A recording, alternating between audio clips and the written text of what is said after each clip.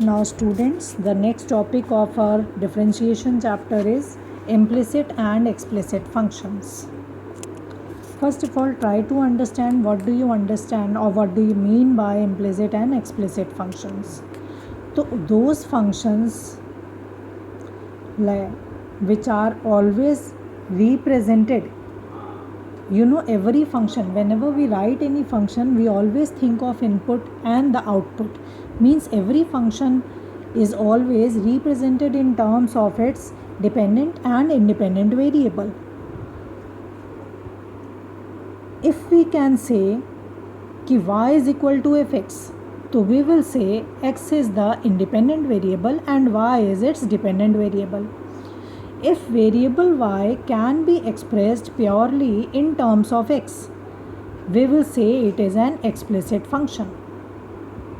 And if it is not so, we will say it is an implicit function. I will take two examples to make it clear. Like if suppose I say कि y is equal to 2x square plus 5. To see y is expressed in terms of x.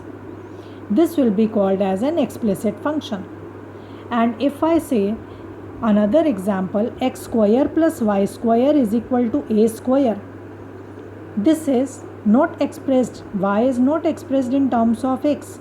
We will say it is an implicit function. We will not change the format of the function.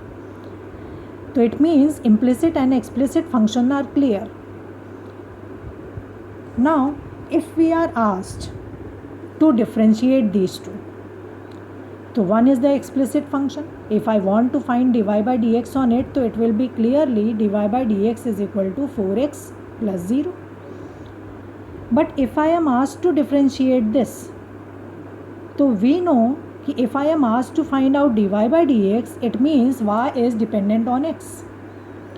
Means when I do differentiation, I will go for 2x because x is independent.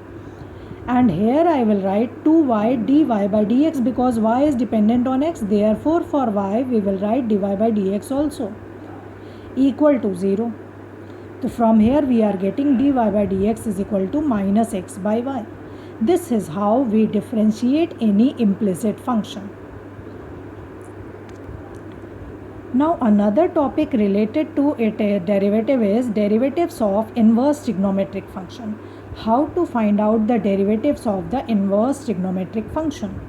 Suppose if I want to find out derivative of y equal to tan inverse x. So what we should do, we will first of all apply the composition rule here. So if I apply tan function composition on both sides, so I will get x is equal to tan y. And if I am getting x is equal to tan y, I will differentiate this function according to the property of explicit and implicit function.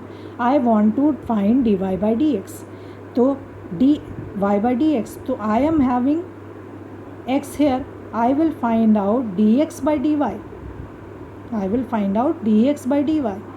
So dx by dy is equal to sec square y. But since I needed dy by dx, so what I will do the reciprocal of it. So dy by dx will be equal to 1 by sec square y. And 1 by sec square y will be equal to 1 by 1 plus tan square y. And you know tan y is equal to x. So it means it will be equal to 1 by 1 plus x square. It means derivative of tan inverse x will be 1 by 1 plus x square.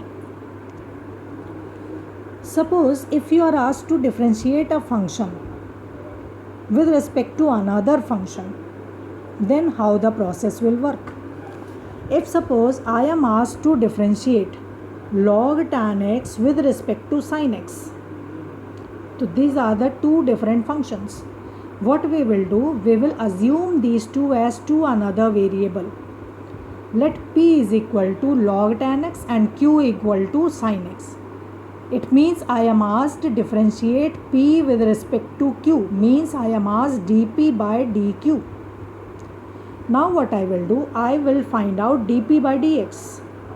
So dp by dx by using chain rule will be 1 by tan x into sec square x. Similarly dq by dx will be cos x. Now keep in mind we need dp by dq. So dp by dq means I can modify it as dp by dx upon dq by dx. dp by dx is 1 upon tan x into sec square x. We can modify it as upon dq by dx as cos x. Now you simplify the function and that will be your answer.